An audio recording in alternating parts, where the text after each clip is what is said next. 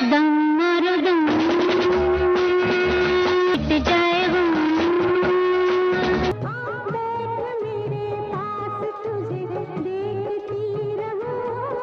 दिल लगी ने दी हवा थोड़ा सा धुआं उठा।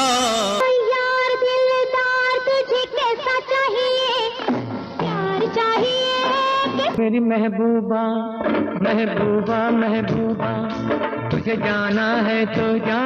समुंदर में नहा के और भी नमकीन भीगी भीगी रातों में मीठी मीठी बातों में ऐसी बरसात। दिल लगी ने दी हवा थोड़ा सा धुआं उठा। की तमन्ना है कि हीरा मुझे मिल जाए। आप जैसा कोई मेरी जिंदगी में आए तो बात बन जाए। नाम लैला ऐसी हूँ लैला, चुरा लिया है तुमने जो दिल को।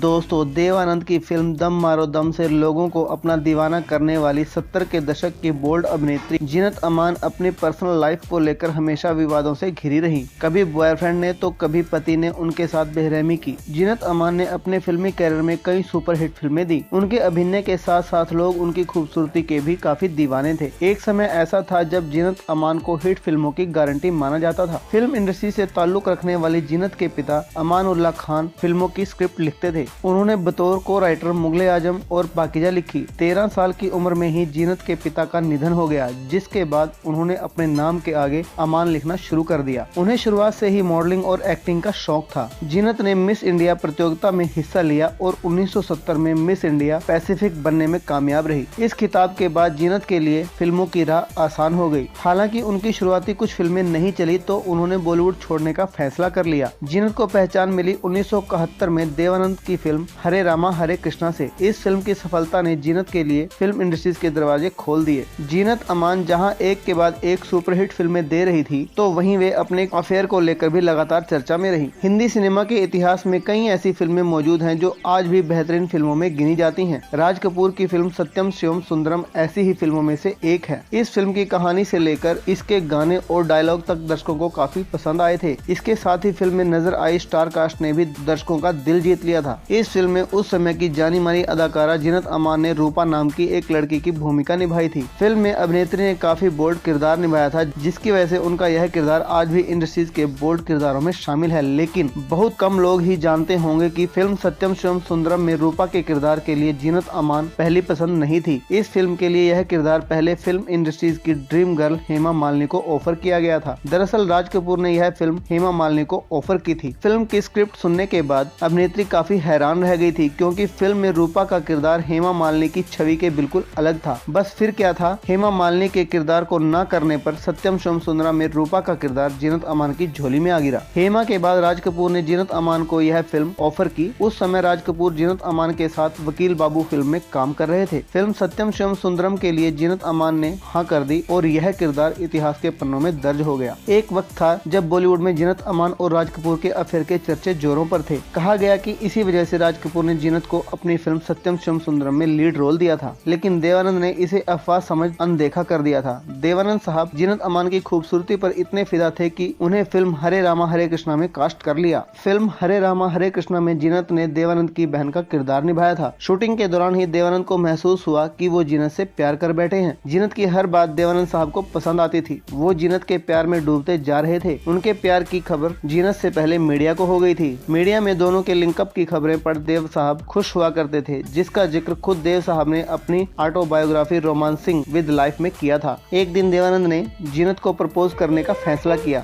देव साहब ने सोचा कि वो जीनत को होटल ताज में प्रपोज करेंगे। इसी होटल में देव और जीनत कभी डिनर पर जाया करते थे। जीनत को प्रपोज करने के लिए देव साहब ने एक छोटी सी पार्टी रखी। इस पार्टी में देव साहब ने अपने करीबी दोस्तों और जीनत को बुलाया, लेकिन पार्टी के दौरान कुछ ऐसा हुआ जिसे देखकर उनकी पूरी दुनिया ही बिखर गई। देव साहब ने देखा कि राज कपूर कपूर नशे की हालत में जीनत के पास गए और उन्हें अपनी बाहों में भर लिया। जीनत ने भी राज कपूर को गले लगा लिया। ये सब देख देव साहब का दिल चकनाचूर हो गया। अचानक उनकी आंखों के सामने अंधेरा छा गया। अपनी किताब में इस किस्से का जिक्र करते हुए देव साहब ने कहा था कि ये सब देखने के बाद वो पार्टी से बाहर निकल गए। फिर कभी उन्होंने जीनत के बारे में सोचा भी नहीं। इस तरह देव आनंद की एक लव स्टोरी का दी एंड हो गया था। संजय खान और जीनत अमान के अफेयर के किस्से बॉलीवुड के गलियारों में उस वक्त गूंजा करते थे। खबरें तो यहाँ तक थी कि जीनत अमान ने संजय खान से गुपचुप तरीके से शादी कर ली थी। फिल्म अब्दुल्ला के सेट पर दोनों के अफेयर के किस्से शुरू हुए। संजय पहले से शादीशुदा थे और उनके 3 बच्चे भी थे। अब्दुल्ला फिल्म की शूटिंग खत्म करने के बाद संजय खान ने जीनत को फोन पर अपने साथ एक गाना शूट करने के लिए कहा, लेकिन जीनत काफी बिजी थी। डेट की कमी के चलते जीनत ने शूट करने से मना कर दिया, जिसके बाद संजय भड़क उठे और फोन पर जीनत को खूब खरी खोटी सुनाई। जीनत जब संजय के घर पहुंची तब उन्हें पता चला कि संजय ताज होटल में पार्टी करने गए हैं, जिसके बाद जीनत घबराहट में वहां पहुंच गई। जीनत संजय को मनाने जब ताज पहुंची तो वहां दोनों में बहस हो गई। फिर क्या था, संजय ने पूरे स्टाफ के सामने ही जीनत अमान की पिटाई कर दी। जीनत का जबड़ा टूट गया और दाहिनी आंख की रोशनी कमजोर पड़ गई। दिग्गज अभिनेत्री का फिल्मी करियर जितना सफल रहा, उनकी निजी जिंदगी उतनी ही अधिक तनाव में कटी। बोल्ड और मजबूत किरदार निभाने वाली जीनत अमान घरेलू हिंसा का शिकार हुई। रिपोर्ट के मुताबिक जीनत अमान संजय खान के साथ रिश्ते में थी। कहा जाता है कि एक दिन संजय खान ने अपना आपा खो जीनत अमान पर हाथ उठा दिया था। कहा जाता है कि जीनत अमान की आंख खराब होने का कारण संजय ही है। इसका पूरा असर उनके करियर पर पड़ा और उन्हें प्रोजेक्ट्स मिलने बंद हो गए। जीनत अमान ने उनके परिवार के खिलाफ जाकर एक्टर मजहर खान से शादी की थी।